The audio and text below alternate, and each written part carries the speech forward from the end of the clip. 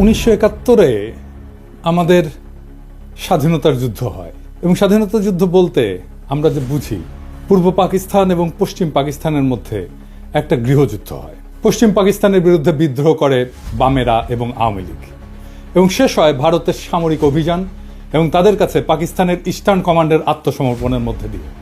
এই বিদ্রোহের নেপথ্যে আওয়ামী লীগ যেই মূল বয়ান তৈরি করছে সেটা হইতেছে পাকিস্তান সরকার পূর্ব বাংলার প্রতি অর্থনৈতিক বৈষম্য করছে এবং শোষণ করছে। এই বয়ানের মূল বক্তব্য হচ্ছে তারা বলতে চায় পূর্ব পাকিস্তান পাকিস্তানের মেজরিটি প্রদেশ, এখানে দেশের 56% জনগণ বাস করে, অথচ পাকিস্তান সরকারের রাজস্বের সিংহভাগ পশ্চিম পাকিস্তানে ব্যয় করে। সেই টাকার অধিকাংশ আসে পূর্ব পাকিস্তান থেকে। পূর্ব পাকিস্তানের কামানো এই টাকা দিয়ে পশ্চিম পাকিস্তানের শাসক গোষ্ঠী নিজেদের এলাকার ব্যাপক উন্নয়ন করে।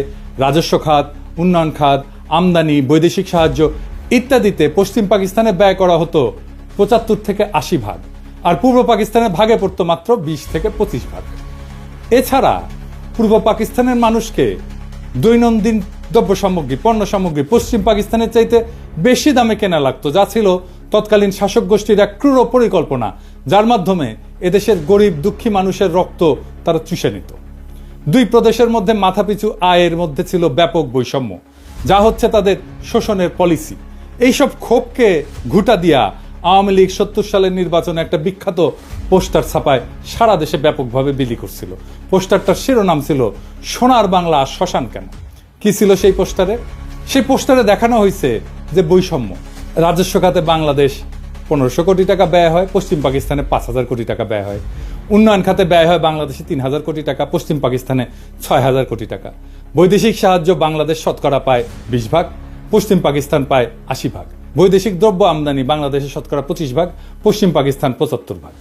কেন্দ্রীয় সরকারের চাকরি বাংলাদেশের শতকরা 15 ভাগ আর পশ্চিম পাকিস্তানে 85 ভাগ। সামরিক বিভাগে চাকরি বাংলাদেশে শতকরা 10 ভাগ এবং পশ্চিম পাকিস্তানে 90 ভাগ। চাইলের দাম মন প্রতি বাংলাদেশে 50 টাকা আর পশ্চিম পাকিস্তানে 25 টাকা। আটা মন প্রতি বাংলাদেশে 30 টাকা, পশ্চিম পাকিস্তানে 15 টাকা। সরষের তেল বাংলাদেশে 5 টাকা, পশ্চিম পাকিস্তানে 2.5 টাকা। সোনার প্রতি ভরি বাংলাদেশে 170 টাকা, পশ্চিম পাকিস্তানে 135 টাকা। কি নিদারুণ বৈষম্য, তাই না? আসেন এটা আমরা খুলে দেখবো, এটা আমরা বুঝে দেখবো। 70 সালের নির্বাচনের সেই পোস্টারটা পরিকল্পনা করেন জনাব নুরুল ইসলাম এবং আঁকেন শিল্পী হাশেম খান। এই পোস্টারটা সারা দেশে ব্যাপক সাড়া ফেলে এবং এই পোস্টারটাই আওয়ামী লীগের স্বায়ত্ত শাসনের বয়ানের ন্যায্যতার মূল ভিত্তি। আওয়ামী লীগ পাকিস্তানের বিরুদ্ধে তার বিদ্রোহকে জাস্টিফাই করার জন্য যত আর্গুমেন্ট হাজির করছে তার সবকিছুর মূলে হচ্ছে পাকিস্তানিদের অর্থনৈতিক শোষণ। এখনো এরা তাই বলে। প্রাইমারি স্কুলের পাঠ্যপুস্তকের মধ্যেও এই পোস্টারটাকে ঢুকানো হয়েছিল এবং প্রায় সকলের মনেই ছোটবেলা থেকেই এইরকম একটা বদ্ধমূল ধারণা যে পাকিস্তান 23 বছরে অর্থনৈতিক প্রবঞ্চনা বাঙালিদেরকে বাধ্য করছে মুজিবের 6 দফা আন্দোলনকে সমর্থন করতে। সেই 6 দফা ছিল বাঙালি জাতির মুক্তির সনদ। 6 দফার ভিতরে 3টা দফাই ছিল পাকিস্তান থেকে পূর্ব বাংলাকে অর্থনৈতিকভাবে বিচ্ছিন্ন করার দফা। 70-এর নির্বাচনে নিরঙ্কুশ সংখ্যাগরিষ্ঠতা অর্জন করে আওয়ামী লীগ এবং তার ফলশ্রুতি সবার জানা। 60-এর দশকের শেষ দিকে পূর্ব বাংলার পত্রপত্রিকা ঘাটলেও এই অর্থনৈতিক শোষণ এবং বৈষম্যের বয়ানটাই মূল থিম হিসেবে লক্ষ্য করা যায়। যে কোনো বাংলাদেশিকে যদি আজকে জিজ্ঞেস করা হয় যে পাকিস্তানের বিরুদ্ধে বিদ্রোহ করার প্রধান যৌক্তিকতা কি, সে উত্তর দেয় পাকিস্তানিদের অর্থনৈতিক শোষণ। এর মানে আওয়ামী লীগের তৈরি করা বয়ান একদম শেকড় গেড়ে বসছে এই দেশের বুকে। কারণ আওয়ামী লীগ যে ভুয়া অর্থনৈতিক বয়ান তৈরিতে পারদর্শী তাই প্রজন্মকে চোখে আঙুল দিয়ে দেখায় দেওয়া লাগবে না। বিগত 15 বছরে আমাদের সবার একদম চোখের সামনে আওয়ামী লীগ পরিসংখ্যান নিয়ে ভয়ঙ্কর কারচুপি করে মহা উন্নয়নের এক বয়ান তৈরি করছে, যেখানে বাস্তবতা হচ্ছে দেশের সব ব্যাংক এবং আর্থিক খাতকে লুটপাট করে নিঃশেষ করে ফেলা। কিছুদিন আগে বাণিজ্য উপদেষ্টা বলছে যে সব মিথ্যা পরিসংখ্যান দেওয়া হতো জিডিপি সহ। এটা এমন না যে এখন বলা হচ্ছে, হাসিনার আমলেও পত্রিকা মিথ্যা পরিসংখ্যান নিয়ে লিখত। জিয়া হাসান একটা বই লিখছিল উন্নয়ন বিভ্রম নামে, কিভাবে মিথ্যা পরিসংখ্যান দিয়ে উন্নয়নের বয়ান তৈরি করা হতো। তাহলে সেই আওয়ামী লীগ 50 বছর আগের ঘটনাকে নিয়ে কি রকম কারচুপি করছে সেটা সহজে অনুমান করা যায়। আমরা অনুমান করব না, আমরা তথ্য দিয়ে দেখব। আমরা আজকে আওয়ামী লীগের এই বয়ানকে তৎকালীন বাস্তবতার আলোকে পরীক্ষা করে দেখব যে এই অভিশপ্ত দলটা সেখানেও কি রকম কারচুপি করছিল। তৎকালীন পাকিস্তানের আর্কাইভ ঘেঁটে আমরা যাবতীয় প্রাসঙ্গিক ডকুমেন্ট জোগাড় করছি এবং বলাই বাহুল্য আওয়ামী লীগ এবং তাদের পোষা অর্থনীতিবিদরা নুরুল ইসলাম, রেহমান সোবহান ভয়াবহ জালিয়াতি করছে এই পোস্টার তৈরি করতে এবং ম্যানিফেস্টো তৈরি করতে। সেই নিয়ে বিস্তারিত আলোচনার আগে এদের আসল চরিত্র এবং এদের উদ্দেশ্য সম্পর্কে একটু আলোকপাত করা দরকার। মেজর ডালিমের একটা বই, যা দেখেছি, যা বুঝেছি, যা করেছি, ওইখান থেকে বলতেছি। ভারতে থাকতে উনি বলতেছেন বিভিন্ন মহলে তখন ভবিষ্যৎ বাংলাদেশের রাষ্ট্রনীতি, অর্থনীতি, প্রশাসন প্রভৃতি বিষয়ে আলোচনার ঝড় বয়ে যাচ্ছে। একদিন এক সামাজিক অনুষ্ঠানে সরকারের এক অর্থনৈতিক উপদেষ্টা বললেন, স্বাধীন বাংলাদেশের ইকোনমিক ভায়াবিলিটি তেমন একটা নাই, মানে এটা অর্থনৈতিকভাবে এটা সফল হবে না। তার এই ধরনের বক্তব্যে অবাক করেছিল অনেককেই। প্রশ্ন করা হয়েছিল, স্বাধীন বাংলাদেশের ইকোনমিক ভায়াবিলিটি যদি নাই থাকে তবে আপনারা 6 দফা প্রণয়ন করে জনগণকে উস্কে দিয়েছিলেন কেন? কেন বলেছিলেন পাকিস্তানের শোষণের হাত থেকে পূর্ব পাকিস্তানকে স্বাধীন করতে পারলেই সোনার বাংলা কায়েম হবে? তাহলে কি আপনাদের এই সমস্ত প্রচারণা ছিল মিথ্যে? জনগণকে ধোঁকা দিয়ে পাকিস্তানকে শুধুমাত্র দ্বিখণ্ডিত করার এক কূটকৌশল মাত্র? এই সমস্ত মৌলিক প্রশ্নের জবাব উক্ত বিশারদ সেদিন দিতে পারেননি। অত্যন্ত বিব্রতকর অবস্থায় কেটে পড়ে নিজেকে বাঁচিয়েছিলেন বিড়ম্বনার হাত থেকে। ঠিক একইভাবে আরেকদিন এক ঘরোয়া পরিবেশে কিছু বাঙালি জনাব ডিপি ধরকে ভবিষ্যৎ স্বাধীন বাংলাদেশের অর্থনীতি, শিল্পনীতি কি ধরনের হওয়া উচিত জানতে চাইলে তিনি জবাব দিয়েছিলেন ইংরেজিতে। কিন্তু বাংলায় এটা বোঝা যায় যে তোমাদের এসব নিয়ে কথাবার্তা বলার দরকার নাই, তুমি শুধু ফসল ফলাও, ধান ফলাও, বাকিগুলো আমরা দেখব। এই ধরনের কথা থেকে পরিষ্কার বোঝা যায় যে বাংলাদেশকে ভারতের অর্থনৈতিক বাজার এবং পশ্চাৎভূমিতে পরিণত করার ষড়যন্ত্র ছিল ভারতীয় আধিপত্যবাদী নীল নকশার অন্তর্ভুক্ত। শুধু কি তাই, বাংলাদেশের অর্থনীতিকে সম্পূর্ণভাবে বাংলাদেশের উপরে ভারতীয় নিয়ন্ত্রণ নিশ্চিত করার খায়েশটাও পরিষ্কারভাবে ধরা পড়েছিল জনাব ধরের বক্তব্যে। এই হচ্ছে বাঙালির মুক্তির সনদ প্রণেতাদের দৃষ্টিভঙ্গি, যারা নিজেরাই স্বাধীন বাংলাদেশে বিশ্বাস করত না, যারা সর্বদা ভারতকেই তাদের তীর্থভূমি হিসেবে কল্পনা করেছে আজীবন। গোলাম আজমের বই জীবনে যা দেখলাম, এখান থেকে একটা অংশ আমি পড়ে শোনাই। উনি 69 সালে আইয়ুব খানের সাথে সমস্ত রাজনৈতিক দলের গোলটেবিল বৈঠকে অংশ নেওয়ার পর পশ্চিম পাকিস্তান থেকে পূর্ব পাকিস্তানে ফিরতেছিলেন। তখন প্লেনে এক ব্যক্তির সাথে ওনার কথা হয়। একজন 6 দফা প্রণেতার দাবি, গোলটেবিল বৈঠক ব্যর্থ পরিণতির পর থেকে করাচি থেকে ঢাকা ফিরে আসার পথে বিমানে এক ভদ্রলোকের অত্যন্ত আগ্রহ ও উৎসাহ নিয়ে আমার সাথে হাত মিলালেন। আমি তাকে চিনলাম না। আমার পাশের আসনে বসা ভদ্রলোক অনুরোধ করে তার আসনে নিয়ে বসালেন এবং তিনি এসে আমার পাশে বসলেন। আমি বিস্মিত হয়ে তার পরিচয় জানতে চাইলাম। ধারণা করেছিলাম আদর্শিক দিক থেকে নিকটবর্তী হবেন, তাই আমার সাথে ঘনিষ্ঠ আলাপ করতে চান। অচিরেই টের পেলাম যে তিনি সম্পূর্ণ বিরোধী ক্যাম্পের লোক। গোলটেবিল বৈঠক ব্যর্থ হওয়ার পরে যারা বিজয়ীর গৌরব বোধ করছেন তিনি তাদেরই একজন। পরাজিত প্রতিপক্ষের একজন প্রতিনিধিকে পেয়ে তিনি বিজয় উৎসবের অংশ হিসেবে ভ্রান্ত পথ ত্যাগ করার উপদেশ দিতে চেয়েছেন। পরিচয় নিয়ে জানলাম তিনি একজন সিএসপি উচ্চ কর্মকর্তা, ইসলামাবাদে কর্মরত আছেন, ছুটিতে দেশের বাড়িতে যাচ্ছেন। নাম ডক্টর আব্দুস সাত্তার। আমাকে তিনি খুব ভালো করেই চিনেন বলে জানলেন। যারা রাজনীতি করেন তারা লেখাপড়ার চর্চা কমই করেন, আমি এর ব্যতিক্রম বলে আমাকে শ্রদ্ধা করেন বলেও উল্লেখ করলেন। আমার সাথে আলোচনার সুযোগ পেয়ে তিনি খুবই খুশি হয়েছেন বলেও জানিয়েছিলেন। এভাবে কতক সৌজন্যমূলক কথা বলে তিনি বক্তব্য শুরু করলেন। আপনারা 6 দফাকে সঠিকভাবে বিবেচনা করলেন না, এটাকে শেখ মুজিবের হঠকারী রাজনৈতিক প্রস্তাব মনে করে হয়তো এটার যথার্থ মূল্যায়ন করতে পারেননি। এটা শেখ মুজিবের মাধ্যমে পেশ করা হয়েছে বটে, কিন্তু এর প্রণেতা 18 জন পিএইচডি, এর মধ্যে বিভিন্ন বিশ্ববিদ্যালয়ের প্রফেসর এবং সরকারি বেসরকারি উচ্চপদস্থ ব্যক্তিত্ব রয়েছেন। এটা অত্যন্ত সুচিন্তিত এবং সুপরিকল্পিত ফর্মুলা, যা 8 কোটি বাঙালির ভাগ্যের দ্রুত পরিবর্তন করবে। আমি জিজ্ঞেস করলাম, ওই 18 জন পিএইচডির মধ্যে আপনি নিশ্চয়ই অন্যতম? তিনি জোশের সাথে দাবি করলেন যে তিনিও এই সংগঠকদের একজন। আমি জানতে চাইলাম, এই 18 জনের সবাই কি বাঙালি? তিনি আরো উৎসাহের সাথে বললেন যে তারা সবাই বাঙালি জাতীয়তার বিশ্বাসী। আমি জিজ্ঞেস করলাম যে আপনারা নিশ্চয়ই সুদূর প্রসারী পরিকল্পনার ভিত্তিতে এই 6 দফা প্রণয়ন করেছেন। উক্ত পরিকল্পনায় কি পূর্ব এবং পশ্চিম পাকিস্তানকে একটা রাষ্ট্র হিসেবে গড়ে তোলার চিন্তা রয়েছে? তিনি খুবই খোলা মনে জবাব দিলেন, আপনারা জনগণের ময়দানে কাজ করেন, আমরা তাদের সাথে কাজ করছি যারা দেশ চালাচ্ছে। পাঞ্জাবিরা আমাদের দাবিয়ে রাখতে চায়, তাদের থেকে আলাদা না হয়ে আমরা উন্নতি করতে পারবো না। আমাদের 2 অঞ্চলের মাঝখানে ভারত, এ অবস্থায় এক রাষ্ট্রের অন্তর্ভুক্ত থাকা অস্বাভাবিক। আমি বললাম, আমরা সংখ্যাগরিষ্ঠ, দেশ গণতন্ত্রের পথে এগুচ্ছে, আমরা কেন্দ্রীয় প্রাধান্য বিস্তার করব, আমরা কেন আলাদা হওয়ার কথা চিন্তা করব? তারা আলাদা হতে চাইলে দেখা যাবে। এর জবাবে তিনি এমন কথা বললেন যা শুনে আমি চমকে গেলাম। তিনি বললেন, বাঙালি জাতি হিসাবে আমাদেরকে চিন্তা করতে হবে 47 সালে বাঙালি জাতিকে বিভক্ত করায় আমরা জাতি হিসেবে দুর্বল হয়ে গেছি। বাঙালি জাতি ঐক্যবদ্ধ হলে গোটা উপমহাদেশে আমরা বিশাল মর্যাদার অধিকারী হতে পারবো। আমি জানতে চাইলাম, পশ্চিমবঙ্গের বাঙালিরা কি ভারত থেকে আলাদা হয়ে আমাদের সাথে মিলে আলাদা রাষ্ট্রে অন্তর্ভুক্ত হতে রাজি হবে? তিনি আস্থার সাথে বললেন, আলবৎ তারা প্রস্তুত হবে। তারা কলকাতাকে রাজধানী করতে চাইবে। বঙ্গদেশ বিভক্ত না হলে তো আমাদের পূর্ব পাকিস্তানের রাজধানী কলকাতাতেই থাকতো। ব্রিটিশ আমলেও কলকাতা বহু বছর ব্রিটিশ ভারতের রাজধানী ছিল। এখানে লক্ষণীয় যে উক্ত ব্যক্তি খালি 6 দফাতেই সন্তুষ্ট নন, উনি প্রত্যক্ষভাবে বাংলার সাথে যোগ দেওয়ার জন্য উদ্গ্রীব এবং সেই জন্যে পূর্ব বাংলার রাজধানী ঢাকা থেকে কলকাতাতে সরাই দিতেও প্রস্তুত। ক্ষুদিরাম সূর্য সেনের মন্ত্রমুগ্ধ শিষ্য। 47 সালের পার্টিশনের ইতিহাস সম্পর্কে যাদের মিনিমাম পড়াশোনা আছে তাদের জানার কথা, কংগ্রেসের দাবির মুখে লর্ড মাউন্টব্যাটেন মুসলিম সংখ্যাগরিষ্ঠ প্রদেশ পাঞ্জাব এবং বাংলাকে পার্টিশন করার সিদ্ধান্ত নেন, যেটার পুরোটা পাকিস্তানে আসার কথা ছিল। কায়েদে আজম জিন্নাহ অনিচ্ছা সত্ত্বেও এই পার্টিশনের সিদ্ধান্তকে মেনে নেন, যেটা ছিল তার স্টেটসম্যানশিপের পরিচয়। জিন্নাহ এটা নিয়ে আফসোস করে পোকায় কাটা পাকিস্তান বলেছিলেন। মাউন্টব্যাটেন প্ল্যানের আগ পর্যন্ত কংগ্রেস, মুসলিম লীগ এবং ইংরেজ সরকারের মধ্যে যত আলোচনা হয়েছে তার মুখ্য টপিক ছিল নতুন সংবিধানে ব্রিটিশ ভারতের 11টি প্রদেশের মধ্যে কি রকম সম্পর্ক থাকবে স্বাধীনতার পর। 1946 সালের ক্যাবিনেট মিশনে পুরো ভারতকে অখণ্ড রেখে মুসলিম প্রধান প্রদেশগুলোকে ম্যাক্সিমাম অটোনমি দেওয়ার একটা প্রস্তাব সংবিধানে করা হয়, যেটাতে মুসলিম লীগ এবং কায়েদে আজম সম্মতি প্রদান করেন। কংগ্রেস এবং নেহরু সেই প্রস্তাব মানতে রাজি না থাকায় কায়েদে আজম এরপর পূর্ণ স্বাধীনতার দাবি করেন।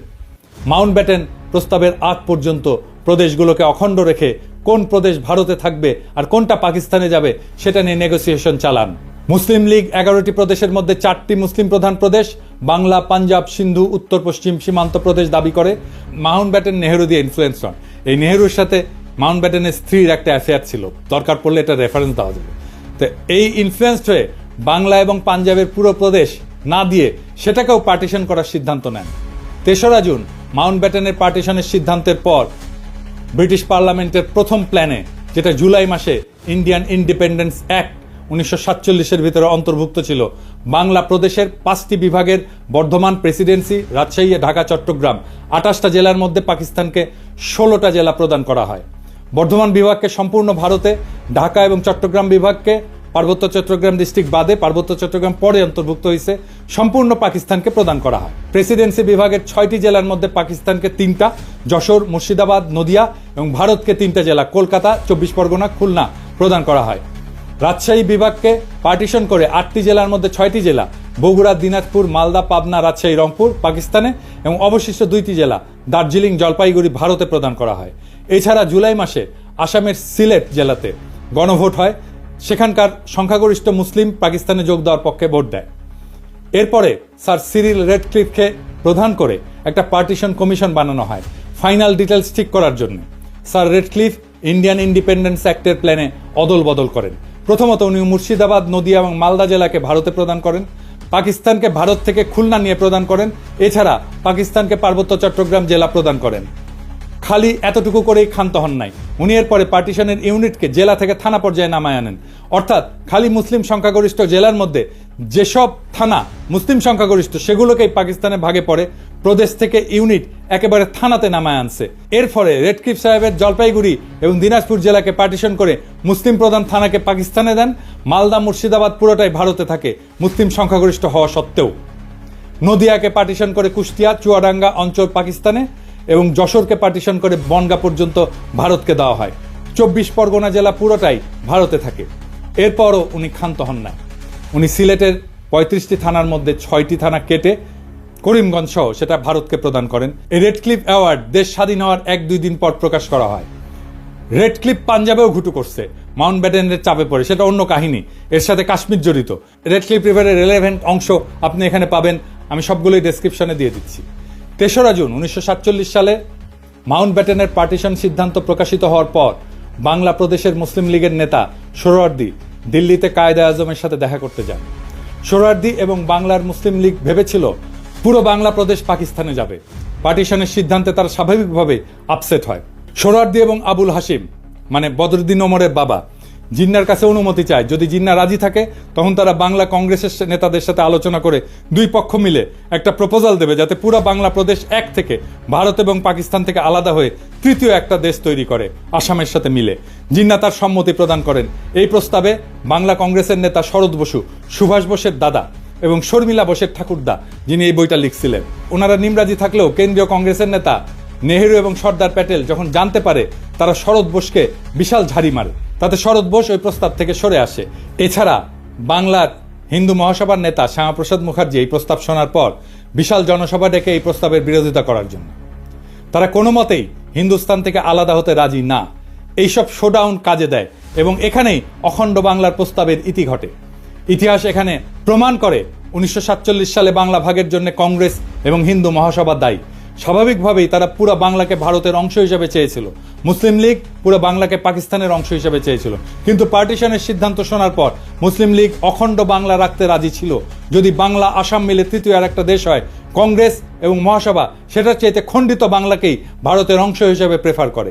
তৎকালীন বাংলার মুখ্যমন্ত্রী সোহরাওয়ার্দী শেষে একটা প্রস্তাব দেয় যে অন্তত রাজধানী কলকাতা 6 মাস পর পাক ভারতের যৌথ কন্ট্রোলে থাকুক, যাতে প্রশাসনিক ব্যবস্থা অর্গানাইজভাবে ট্রান্সফার করা যায়।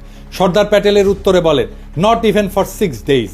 কাজেই পশ্চিম বাংলার হিন্দুরা হিন্দুস্তানের থেকে আলাদা হয়ে পূর্ব বাংলার মুসলিমদের সাথে ইউনিয়ন করে থাকবে, আর ভারতও এটা মেনে নিয়ে বিনা যুদ্ধে এত বড় মেদিনী ছেড়ে দেবে। মানে দুর্যোধন বলছিল মহাভারতের, বিনা যুদ্ধে নাহি দেব সুচক্র মেদিনী।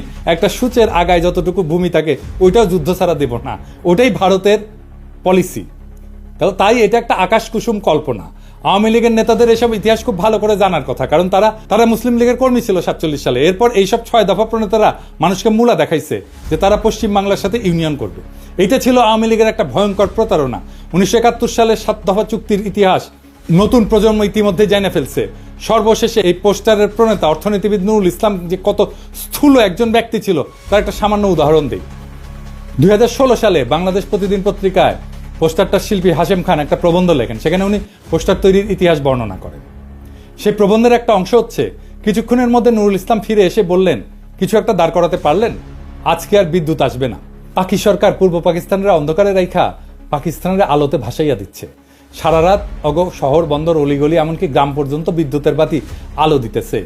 সামনের ইলেকশনে পশ্চিমাদের গদি থেকে নামাইয়া আওয়ামী লীগরে বসাইতে হবে। নুরুল ইসলাম দাবি করতেছেন পূর্ব পাকিস্তানের লোডশেডিং এর জন্য পশ্চিম পাকিস্তান দায়ী। তারা এখন এখানে বিদ্যুৎ বন্ধ করে নিজেদের এলাকায় বিদ্যুৎ সরবরাহ করতেছিল। কি অদ্ভুত দাবি আর মনস্তত্ত্ব। পূর্ব আর পশ্চিম পাকিস্তানের মধ্যে 1000 মাইল দূরত্ব, মাঝখানে শত্রু দেশ ভারত আর সমুদ্র, দুই অংশে বিদ্যুতের দুইটা গ্রিড। এক গ্রিড থেকে আরেক গ্রিডে পাওয়ার ট্রান্সফার করা অসম্ভব একটা ঘটনা। এক গ্রিডে সারপ্লাস বিদ্যুৎ থাকলেও আর এক গ্রিডের সাথে ট্রান্সফার করার কোনো উপায় নাই।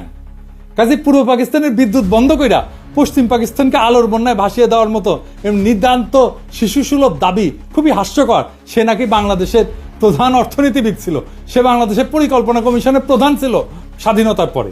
এই মক্কেল আবার নাকি হার্ভার্ডের গ্র্যাজুয়েট। হ্যাঁ, আরেকজন মুখ্য চরিত্র যে 6 দফার খসড়া করার ব্যাপারে অন্যতম মুখ্য ভূমিকা রাখছিল, তার নাম রুহুল কুদ্দুস, একজন সিএসপি আমলা। বাংলাদেশ স্বাধীন হওয়ার পর প্রথম ক্যাবিনেট সেক্রেটারি হয়। রুহুল কুদ্দুসের ব্যাপারে শুধু 2টা তথ্য যথেষ্ট তার চরিত্র এবং এজেন্ডা বোঝার জন্য। প্রথমটা হচ্ছে এই 50-এর দশকে একটা দুর্নীতির মামলার বিবরণ। সেখানে আমূল আসামি শেখ মুজিবুর রহমান পূর্ব পাকিস্তানের প্রাদেশিক মন্ত্রী থাকার সময় দুর্নীতির কারণে জেলে সাজাপ্রাপ্ত হন। সেই দুর্নীতি মামলায় মুজিবের সহযোগী ছিল এই রুহুল কুদ্দুস। তার পুরস্কার দিছে, যেহেতু মামলা ফাঁসিছে তার পুরস্কার দিছে সেক্রেটারি বানায়। আর একটা মামলা হচ্ছে আগরতলা ষড়যন্ত্র মামলা, যেখানে আসামিরা ভারতের প্রত্যক্ষ সাহায্যে পূর্ব পাকিস্তানে বিদ্রোহ সংগঠিত করে বিচ্ছিন্ন হওয়ার পরিকল্পনা করে। সেই মামলার অন্যতম প্রধান আসামি ছিল এই রুহুল কুদ্দুস। আগরতলা মামলার বয়ানে প্রথমে মিথ্যা মামলা বলে প্রচার করা হয়েছিল আমাদের ছোটবেলায় পাঠ্যপুস্তকে। এই মামলাকে মিথ্যা মামলা হিসেবে দেখানো হয়েছিল, কিন্তু 2011 সালে মামলার অন্যতম আসামি কর্নেল শওকত আলী আওয়ামী লীগের ডেপুটি স্পিকার ছিল, গর্বের সাথে একটা বই লেখে, সত্য মামলা আগরতলা। দেশের অনেক মানুষের কাছে পাকিস্তান থেকে বিচ্ছিন্ন হয়ে আলাদা রাষ্ট্র গঠনের যৌক্তিকতা হচ্ছে 25 এবং 26 মার্চের তারিখে পাকিস্তান আর্মির অপারেশন সার্চলাইট। তাহলে 60-এর দশকে যারা ভারতের সাহায্যে এই সমস্ত বিদ্রোহ পরিকল্পনা করছিল তাদের জাস্টিফিকেশন কি ছিল? পাকিস্তান তো 1971 সালের আগে কোনো গণহত্যা চালায়নি। যদি বলে অর্থনৈতিক বৈষম্য, সেই বেলুন আমরা একটু পরে ফুটা করে দেখা দিচ্ছি। 1965 সালে পাকিস্তান ভারতের সাথে একটা ফুল স্কেল যুদ্ধ হয়, ঠিক তার পরপর কোন ধরনের চরিত্রের মানুষ সেই ভারতের থেকে অস্ত্র এবং টাকার সাহায্য নিয়ে পাকিস্তানের বিরুদ্ধে বিদ্রোহ করার পরিকল্পনা করে? এই ধরনের মানুষেরা পাকিস্তানের তথাকথিত শোষণের বয়ান তৈরি করে জনগণের মধ্যে ফেরি করছে। এখানে প্রফেসর সৈয়দ সাজ্জাদ হোসেনের কিছু অবজারভেশন খুবই গুরুত্বপূর্ণ। ওনার ৭১-এর স্মৃতি বলে একটা বই আছে। তিনি একাধারে একজন প্রখ্যাত শিক্ষাবিদ, সাহিত্য পণ্ডিত এবং লেখক। বাঙালি মুসলমানের মধ্যে তিনি প্রথম ব্যক্তি যিনি ইংরেজি সাহিত্যে পিএইচডি ডিগ্রি অর্জন করছিলেন। রাজশাহী বিশ্ববিদ্যালয়ের ভিসি ছিলেন। আসল কথা, যারা এই সমস্ত কথা বলে এবং এই জিনিস শুরু হয়েছে ৬০-এর দশক থেকেই, তারা একটা রাজনৈতিক উদ্দেশ্য হাসিলের মতলবে এই সমস্ত থিওরি আওড়ায়। ১৯৪৭ সালে বিভক্তি এরা মানতে রাজি নয় এবং এই অঞ্চল স্বাধীন থাকুক এটা তারা চায় না। পাকিস্তান আমলে এরা অনবরত প্রচার করেছে যে আমরা পাঞ্জাবিদের অধীন এবং পাকিস্তান থেকে বেরিয়ে এলে সত্যিকার অর্থে স্বাধীন হতে পারবো। আবার এখন বলছে ১৯৭১ সালে যে স্বাধীনতা অর্জিত হয় তার কোনো মূল্য নাই, ওপার বাংলার সাথে মিলে গেলেই নাকি আমরা সত্যি মুক্ত হবে। ১৯৭১ সালে ভারতের সাথে মিলিত হওয়ার কথা প্রকাশ্যভাবে বলা হতো না, কারণ ও কথা বললে এদেশের জনসমাজ সাড়া দিত না। তাই তখন বলা হচ্ছিল ভারত আমাদের প্রকৃত বন্ধু, ভারতের সৈন্য এসে আমাদের রক্ষা করবে। ভারতে বাঙালি, পাঞ্জাবি, মারাঠি, তামিল, শিখ, পার্সি বিভিন্ন জাতি এবং ভাষাভাষী লোকেরা এক রাষ্ট্র গঠন করে বসবাস করতে পারে, তার মধ্যে কোনো অসঙ্গতি লক্ষ্য হয়নি। কিন্তু পাকিস্তানে পাঞ্জাবি, পাঠান, সিন্ধি এবং বাঙালি এক রাষ্ট্র গঠন করে এমন একটা কর্ম করেছিল যা শুধু হাস্যকরই না, রীতিমতো অ্যাবসার্ড এবং অযৌক্তিক। এই যুক্তিটি চিরকালই আমার কাছে অদ্ভুত থেকেছে। ভারতের প্রধান ধর্ম হচ্ছে হিন্দুত্ব। উত্তর ভারতের ব্রাহ্মণ এবং রাজপুতের সঙ্গে পশ্চিম ভারতের মারাঠা এবং দক্ষিণ ভারতের দ্রাবিড় সম্প্রদায়গুলির মধ্যে ধর্মীয় বন্ধন ছাড়া আর কোনো বন্ধন নাই। এই ধর্ম ইসলামের মতো ধর্ম নয়। উত্তর ভারতের ধর্মীয় আচরণের সঙ্গে দক্ষিণ ভারতের ধর্মীয় আচরণের প্রভেদ অনেক। মুসলমান বলতে আমরা যেমন বুঝতে পারি যে ব্যক্তি এক আল্লাহ এবং রসুলে বিশ্বাস করে, সেরকম কোনো সর্বগ্রাহ্য বিশ্বাস হিন্দুদের মধ্যে নেই। তবু অহর্নিশ আমাদের বলা হয়েছে যে কায়েদে আজম মোহাম্মদ আলী জিন্নাহ আমাদের ইচ্ছার বিরুদ্ধেই নাকি পূর্বাঞ্চলকে পাকিস্তানের সাথে যুক্ত করেছিলেন। এই যে লাখ লাখ লোক যারা আমরা পাকিস্তান আন্দোলনে শরিক হয়েছিলাম, আইনসভার সদস্য যারা ৪৭ সালে ভোট দিয়ে পাকিস্তানে যোগ দিয়েছিলাম, এরা যেন রাতারাতি হয়ে গেলেন দেশদ্রোহী এবং সমাজদ্রোহী। বর্তমানেও বাঙ্গু, সুশীল, প্রগতিশীল, প্রথম আলো, মতি, ডেইলি স্টারের মাহফুজ এবং তাদের কলামিস্ট বর্গ যেমন আলী ইমাম মজুমদার ভারতের কোনো কোনো প্রদেশের বিচ্ছিন্নতার কথাও শুনলে তেলে বেগুনে জ্বলে ওঠে। তারাই আবার পাকিস্তানের প্রদেশগুলোর ইউনিয়নের মধ্যে কন্ট্রাডিকশন খুঁজে পায়। আবার আসা যায় অর্থনৈতিক বৈষম্য এবং আওয়ামী লীগের তৈরি বয়ান নিয়ে। এই প্রসঙ্গে ডক্টর সাজ্জাদ হোসেন লিখছেন যে যখন আওয়ামী লীগ এরকম প্রচারণা চালাচ্ছিল যে পশ্চিম পাকিস্তানের পূর্ব পাকিস্তানের বৈষম্য করা হয়, এই যে সোনার বাংলা শ্মশান কেন এরকম একটা পোস্টার ছাপে, তাহলে পাকিস্তানের তরফ থেকে কেন এইটার প্রতিবাদ জানানো হয়নি বা প্রশ্নটা পরিষ্কার করা হয়নি? এর উত্তর দিছিল পশ্চিম পাকিস্তানের একজন আমলা যে এটা আমরা তৈরি করছিলাম, কিন্তু এইটা আমরা প্রকাশ করতে গেলে একজন বাঙালি অফিসার বলছিল এটা দিলে পূর্ব পাকিস্তানের লোকেরা আরো বিলা হয়ে যাবে, সেই জন্যে তাই নাকি এটা করতে দেওয়া হয়নি, বাধা দিছিল। ওনার বইয়ে এই অংশে এটা লেখা আছে। আওয়ামী বয়ানের এই যে শুভঙ্করের ফাঁকি, এটা ধরার জন্য আমরা ব্যাখ্যা করব সরকারি ফাইন্যান্স কিভাবে কাজ করে এবং সরকারি ফাইন্যান্সের সাথে দেশের জিডিপির সম্পর্ক এটা কি। একটা দেশের জিডিপি হচ্ছে সেই দেশের মধ্যে অবস্থিত সমস্ত পণ্য, বস্তু, সার্ভিস বা সেবা, এটার যোগফল। যে দেশের যত উন্নত সে দেশের জনগণ তত বস্তু এবং সেবা উৎপাদন করে এবং ভোগ করে। সরকারের মধ্যে থেকে একটা ভাগ কর হিসাবে আদায় করে, নিজের এজেন্ডা অনুযায়ী সেটা খরচ করে। আর একটা রাস্তা হচ্ছে সরকারের আছে, সেটা হচ্ছে আভ্যন্তরীণ এবং আন্তর্জাতিক সেক্টর থেকে লোন নেওয়া। এই লোনের ইনস্টলমেন্ট পরে সরকারকে করের টাকা থেকে শোধ করতে হয়। ফাইনাল একটা রাস্তা আছে সরকারের কাছে, সেটা হচ্ছে আভ্যন্তরীণ যে কোনো বিল পরিশোধের জন্য টাকা ছাপানো। কিন্তু এর ফলে মুদ্রার মান ইনফ্লেশন হয়, আমরা জানি মুদ্রাস্ফীতি হয়। ইনফ্লেশন এক ধরনের ট্যাক্স কিন্তু, যার মাধ্যমে সরকার দেশের জিডিপির একটা অংশ নিজের পকেটস্থ করে। এই করের জন্য পার্লামেন্ট অথবা আইনসভার কোনো বিল পাস করানো লাগে না। সরকারের বাজেটে দুই ধরনের বাজেট থাকে, একটা বাজেট রাজস্ব খাত আর একটা বাজেট উন্নয়ন খাত। করের টাকা দিয়ে সরকার প্রশাসন, প্রতিরক্ষা, বিদ্যমান স্থাপনার ভরণ পোষণ, আগের ঋণের সুদ পরিশোধ এবং অন্যান্য খরচ চালায়। এটা রাজস্ব খাত বা অপারেটিং এক্সপেন্ডিচার। এরপরে কিছু সারপ্লাস থাকলে সেটা প্লাস সরকার দেশি বিদেশি সেক্টর থেকে ঋণ নিয়ে বিভিন্ন মন্ত্রণালয়ের অধীনে উন্নয়নমূলক প্রজেক্ট গ্রহণ করে। এই উন্নয়নমূলক প্রজেক্টগুলোকে এডিপি বা অ্যানুয়াল ডেভেলপমেন্ট প্রোগ্রাম বলে। অধিকাংশ প্রজেক্টে যে ব্রিজ টিজ, রাস্তা টাস্তা, এগুলো সব এডিপির অন্তর্ভুক্ত। তবে এডিপির বাইরে অল্প কিছু প্রজেক্ট থাকে। বাজেটে এডিপির বাৎসরিক বরাদ্দ দেওয়া থাকলেও সেই বরাদ্দ সবসময় সম্পূর্ণ খরচ হয় না বিভিন্ন কারণে। এর পিছনে প্রজেক্টের ধীর গতি আছে, প্রশাসনিক সক্ষমতার অভাব, কেনাকাটায় আমলাতান্ত্রিক জটিলতা ইত্যাদি কারণ থাকে। বাজেটের একটা বাস্তব স্যাম্পল দেখেন, এইরকম করে বাজেট লেখা হয়। এখন আমরা আলোচনা করব বৈদেশিক মুদ্রার ব্যাপার। দেশের কোম্পানিগুলো ব্যবসা করে রপ্তানি করে কিছু টাকা পায়, ফরেন কারেন্সি, আর আমরা রেমিটেন্স পাঠাই বিদেশে যারা আছি। এইভাবে দেশ বৈদেশিক মুদ্রা অর্জন করে। বাংলাদেশ, পাকিস্তান, ভারত সরকার এই বৈদেশিক মুদ্রার প্রবাহ এটাকে নিয়ন্ত্রণ করে। দেশে আসা বৈদেশিক মুদ্রা ব্যাংক থেকে সেন্ট্রাল ব্যাংকের কন্ট্রোলে যায়। সেন্ট্রাল ব্যাংক দেশের মানুষকে বৈদেশিক মুদ্রার বিপরীতে দেশীয় মুদ্রা প্রদান করে। এরপর কোনো আমদানিকারক কিছু আমদানি করতে চাইলে সেন্ট্রাল ব্যাংকের অনুমতিক্রমে লেটার অফ ক্রেডিট খুলে প্রয়োজনীয় বৈদেশিক মুদ্রা দিয়ে বস্তু অথবা সেবা আমদানি করে। আমেরিকা, সিঙ্গাপুর, হংকং এসব দেশে এরকম কোনো এক্সচেঞ্জ কন্ট্রোল নাই। এসব কারেন্সি ফ্রি ফ্লোটিং, মানে সাপ্লাই ডিমান্ডের উপরে ফরেন কারেন্সির বিনিময় মূল্য নির্ভর করে বা ওঠানামা করে। আমদানি রপ্তানিকারকের কোনো কেন্দ্রীয় ব্যাংকের অনুমতি লাগে না, বা কেন্দ্রীয় ব্যাংক এই সমস্ত ব্যাপার রেগুলেট করে। এই যে বাংলাদেশ, পাকিস্তান বা ভারতের সরকার তার বিভিন্ন প্রজেক্টের জন্য প্রয়োজনীয় বৈদেশিক মুদ্রা কেন্দ্রীয় ব্যাংক থেকে কেনে দেশীয় করের মাধ্যমে উত্তোলন করা টাকার বিনিময়, অথবা সরাসরি বিদেশি কোনো সেক্টর থেকে বৈদেশিক মুদ্রা ঋণ নেয় কোনো প্রজেক্টের জন্য। দেশে বৈদেশিক মুদ্রার প্রবাহ রপ্তানি এবং রেমিটেন্স মিলে আমদানি থেকে বেশি হলে সারপ্লাস জমতে থাকে সেন্ট্রাল ব্যাংকের হিসাবে। এটাকে বলা হয় ফরেন কারেন্সি রিজার্ভ। এবার আমরা দেখব শোষণ কাকে বলে, অর্থনৈতিক শোষণ কাকে বলে। আমাদের আক্কেল জ্ঞান বলে যে শোষণ হচ্ছে কারো কাছ থেকে জোর করে বেশি টাকা করের মাধ্যমে তুলে সেই টাকা নিজের পিছনে খরচ করা, অথবা কারো শস্য, সম্পদ, গবাদি পশু ইত্যাদি জোরপূর্বক নিয়ে যাওয়া, অথবা কাউকে বাধ্যতামূলকভাবে কোনো কাজ করতে বাধ্য করা এবং তাকে কম পারিশ্রমিক দেওয়া। তাই তো এরকম অসংখ্য উদাহরণ মানুষ সমাজে পাওয়া যায়। যেমন মঙ্গলরা তারা কারো শস্য, সম্পদ, গবাদি পশু জোরপূর্বক নিয়ে যেত। মারাঠাদের বর্গী হামলার উদাহরণ তো আছেই, তাদের চৌত আদায় করত। রোমান সাম্রাজ্যে ইতালিতে রোমান নাগরিকদের কর দেওয়া লাগতো না, সাম্রাজ্যের সমস্ত খরচ রোমানদের দখলকৃত প্রদেশের মানুষদের কাছ থেকে তোলা হতো। এরকম আরো অনেক উদাহরণ পাওয়া যাবে। আরাকানের মগ এবং পর্তুগিজদের রেড উল্লেখযোগ্য, তারা এসে আমাদের এখান থেকে নিয়ে যেত জিনিসপত্র। এখন পাকিস্তান আমলে পাকিস্তানের কেন্দ্রীয় সরকার কি পূর্ব বাংলায় রেড দিয়ে সমস্ত শস্য, গবাদি পশু জোর করে নিয়ে যেত? না, নাকি তারা আমাদেরকে দাস হিসাবে বাঙালিদেরকে ধরে নিয়ে গিয়ে তাদের খনিতে খনি মজুর হিসেবে কাজ করাইছে? না, তা তো না। তাহলে শোষণটা হইলটা কিভাবে? পূর্ব বাংলা এবং পশ্চিম পাকিস্তানের পাঞ্জাব, সিন্ধু, সীমান্ত, বেলুচিস্তানের মানুষ সবাই দেশের সমান নাগরিক ছিল না? একটা কথা বারবার বলা হয় যে পূর্ব পাকিস্তানের জনসংখ্যা পাকিস্তানের জনসংখ্যার 56%। করের ব্যাপারে সবচেয়ে গুরুত্বপূর্ণ তথ্য হচ্ছে পূর্ব পাকিস্তানের মানুষ পাকিস্তানের রাজস্বের কত যোগান দিত জানেন? 26%, মাত্র 26%। পশ্চিম পাকিস্তানের 44% মানুষ বাকি 74% যোগান দিত।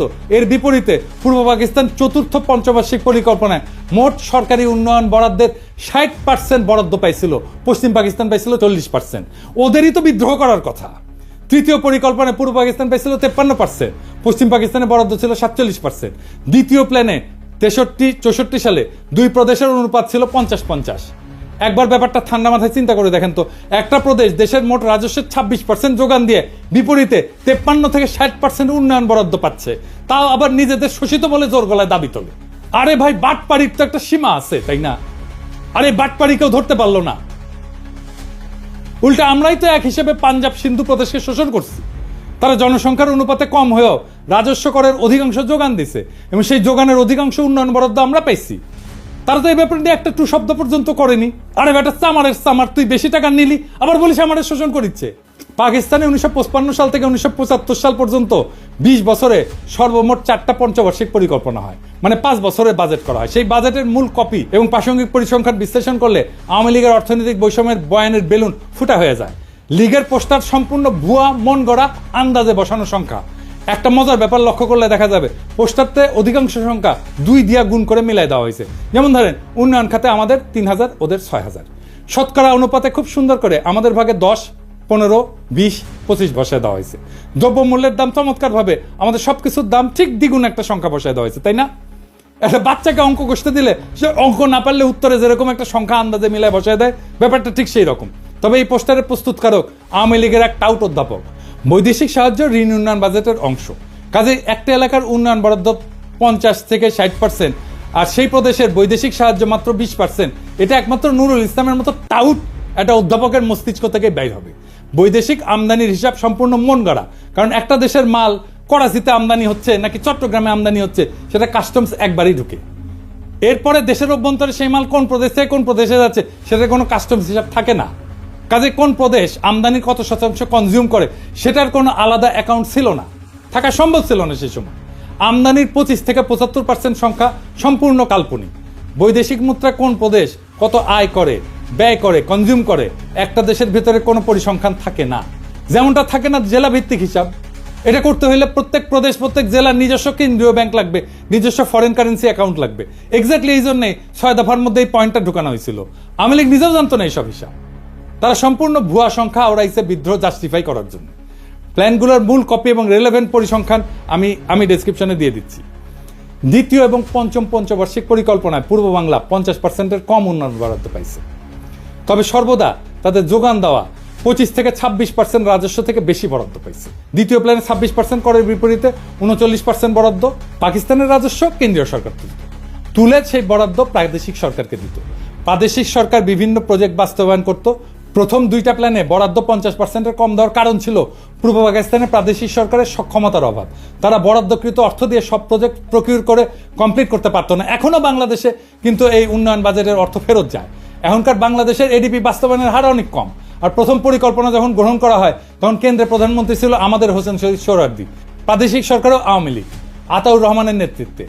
এছাড়া পাকিস্তানের 47 সালে স্বাধীন হওয়ার পর থেকে 11 বছর পর 1958 সালে মার্শাল ল আসার আগ পর্যন্ত ক্ষমতাতে অধিকাংশ সময় বাংলাদেশের মানুষ ছিল, পূর্ব বাংলার মানুষ ছিল। প্রধানমন্ত্রী, প্রেসিডেন্ট, এমনকি গভর্নর জেনারেল হিসাবে 3 জন প্রধানমন্ত্রী, খাজা নাজিমুদ্দিন, মোহাম্মদ আলী বগুড়ার, ইনি লিয়াকতের পরে পাকিস্তানের দ্বিতীয় লংগেস্ট প্রধানমন্ত্রী ছিলেন। আওয়ামী বয়ান এদের নাম মুছে ফেলছে। হোসেন শহীদ সোহরাওয়ার্দী 11 বছর মধ্যে সর্বমোট 5 বছর প্রধানমন্ত্রী ছিলেন। প্রথম 4 বছর ছিলেন উত্তরপ্রদেশের মুয়াজ্জির লিয়াকত আলী খান। জিন্না মারা যাওয়ার পর গভর্নর জেনারেল হন আহসান মঞ্জিলের খাজা নাজিমুদ্দিন। পাকিস্তানের all powerful president Iskander Mirza, উনি তো বাংলার মানুষ। তার পূর্বপুরুষরা শত শত বছর ধরে বাংলার মুর্শিদাবাদে বসবাস করছিল, বাংলায় কথা বলতো। এদের নাম সময়কাল আওয়ামী লীগের বয়ানে সম্পূর্ণ মুছে ফেলা হয়েছে, যাতে তারা ষড়যন্ত্রমূলক বিদ্রোহ জাস্টিফাই করার জন্য দাবি করতে পারে পাকিস্তান বাঙালিদের কখনোই ক্ষমতায় যেতে দিবে না। এটা সম্পূর্ণ ভুয়া দাবি।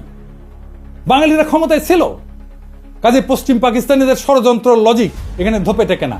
বরং মার্শাল ল এবং আইয়ুব খান আসার পর পূর্ব বাংলার বরাদ্দ অনেক বাইরে যায়, 50% অতিক্রম করে। এটা ছাড়া পূর্ব পাকিস্তানের প্রাদেশিক সরকার প্রাইভেট ইনভেস্টমেন্ট এবং ব্যবসা বাণিজ্যকে সর্বদা নিরুৎসাহিত করছে। তারা ভ্রান্ত সমাজতান্ত্রিক মতাদর্শের কারণে অসংখ্য আমলাতান্ত্রিক লাল ফিতা তৈরি করে রাখছিল। এখানে কেন্দ্রীয় সরকারের কোনো হাত ছিল না। এই জন্যই দুই প্রদেশে পূর্ব এবং পশ্চিম পাকিস্তানের প্রাইভেট ইনভেস্টমেন্টের মধ্যে বিশাল পার্থক্য, যার জন্য সম্পূর্ণরূপে দায়ী হচ্ছে প্রাদেশিক সরকারের পলিসি, যারা সবসময় বাঙালি ছিল। মোদ্দা কথা, যেই বয়ানে বলা হয় পূর্ব পাকিস্তানের করের টাকায় পশ্চিম পাকিস্তানে বিলাসিতা করত, সম্পূর্ণ ভুয়া, ভ্রান্ত এবং উদ্দেশ্যমূলক একটা প্রচার। পূর্ব পাকিস্তানের বিশাল ডেফিসিট পূরণ করা হতো পশ্চিম পাকিস্তানের কর দিয়া। আর একটা পয়েন্ট যেটা 6 দফাতে অন্তর্ভুক্ত ছিল, এক প্রদেশ থেকে আরেক প্রদেশে মূলধন পাচার বন্ধ করতে হবে, কারণ নাকি বাংলার মূলধনে লাহোর আর করাচি গড়ে উঠছে। বাস্তব ঘটনা সম্পূর্ণ 180 ডিগ্রি উল্টা। পূর্ব বাংলার ডেফিসিট রাজ্য ছিল, এরা 26% কর দিয়ে 55% বরাদ্দ পেত, সর্বনিম্ন বরাদ্দ পেয়েছে 39%। বাস্তবে সিন্ধু পাঞ্জাবের মূলধনে পূর্ব বাংলার উন্নয়নে ব্যয় করা হয়েছে, কিন্তু তারা একবারও এটা নিয়ে আপত্তি তোলে নাই যে কেন তাদের করের টাকা দিয়ে পূর্ব বাংলাকে পালন করা হচ্ছে। আমরাই চোরের মায়ের বড় গলার মতো চিল্লাইছি। এই চার্টের দ্বিতীয় এবং তৃতীয় প্ল্যানে সরকারি খরচের হিসাব ইমপ্লিমেন্টেড, অ্যালোকেটেড না।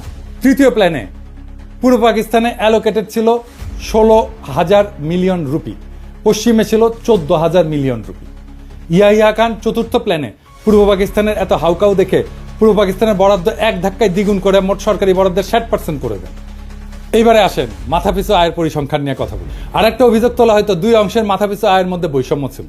একটা দেশে বিভিন্ন জেলার মানুষের গড় আয়ের মধ্যে পার্থক্য থাকতেই পারে। বাংলাদেশে বিভিন্ন বিভাগের গড় আয় বিভিন্ন রকম, এর মধ্যে শোষণের কি আছে? তার উপরে পূর্ব পাকিস্তানের প্রাদেশিক সরকার প্রাইভেট সেক্টরকে লাল ফিতা দিয়ে আটকানোর ফলে স্বাভাবিকভাবে গড় আয় সিন্ধু পাঞ্জাবের থেকে কম হবে। এরপরেও পূর্ব পাকিস্তানের গড় আয় সীমান্ত প্রদেশ এবং বেলুচিস্তান থেকে বেশি ছিল। আইয়ুব খান, ইয়াহিয়া খান তো সীমান্ত প্রদেশের মানুষ ছিলেন। তারা কি তাহলে তাদের নিজেদের এলাকা শোষণ করে পূর্ব বাংলাকে তুলনামূলকভাবে বেশি মাথাপিছু আয়ের বরাদ্দ করে দিছিল? আরো বড় কথা, পূর্ব পাকিস্তানের গড় আয় ভারতের গড় আয়ের থেকে বেশি ছিল।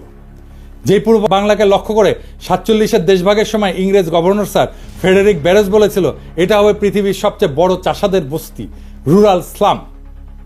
সেই পূর্ব বাংলা 20 বছরে ভারতের গড় আয়কে ছাড়ায় যায়। শিল্পায়নের দিক থেকে পশ্চিম বাংলার জুট মিলের সংখ্যাকে ক্রস করে। 47 সালে যেখানে পূর্ব বাংলায় একটা পাটকল ছিল না, 20 বছরে সেখানে 70টা জুট মিল হয়। যে পাঞ্জাবিদেরকে শোষক হিসেবে দেখানো হয়, তাদের নিজেদের গড় আয় সিন্ধুর থেকে কম ছিল। তাহলে কি বাঙ্গু লজিকে সিন্ধুই পাঞ্জাবিদেরকে শোষণ করতেছিল? এসব শুনলে তো ঘোড়া হাসবে। ভারত এবং যুক্তরাষ্ট্র বিভিন্ন রাজ্যে মাথাপিছু আয় বিভিন্ন রকম। ভারতের মহারাষ্ট্রের সাথে পশ্চিমবঙ্গের বিশাল পার্থক্য। পাঙ্গু সুশীলরা ভারতের কোনো উদাহরণকে কি শোষণ বলবে? মাইকেল মধুসূদন দত্ত একটা প্রহসন লিখছিল, একেই কি বলে সভ্যতা? বেঁচে থেকে এই সমস্ত ঘটনার ডিটেলস জানলে লিখতেন, একেই কি বলে শোষণ? ভারতের গড় আয় নানা প্রদেশে নানা রকম। একই কথা বলা হয় বিভিন্ন প্রদেশের মধ্যে বিভিন্ন গ্রোথ রেটের পার্থক্য, আমেরিকার বিভিন্ন রাজ্যের মধ্যে বিভিন্ন গ্রোথ রেট, ভারতের বিভিন্ন রাজ্যের মধ্যে বিভিন্ন গ্রোথ রেট, কিন্তু কোনো বয়ানে এসবকে শোষণ বলা হয় না। পাকিস্তানের ক্ষেত্রে সবাই লাফায় ওঠে, একদম শোষণের লেকচার মারা শুরু করে কেন?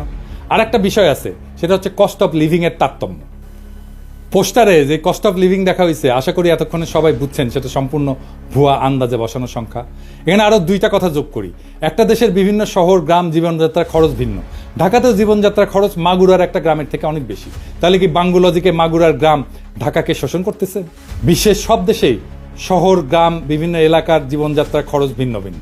উন্নত শহরে খরচ বেশি হয়, যেমন নিউ ইয়র্ক সিটিতে খরচ অত্যন্ত ব্যয়বহুল, সেখানে ওহিওর একটা ছোট শহরে সে খরচ অনেক কম। তাহলে কি সবাই নিউ ইয়র্ক সিটিকে শোষণ করতেছে?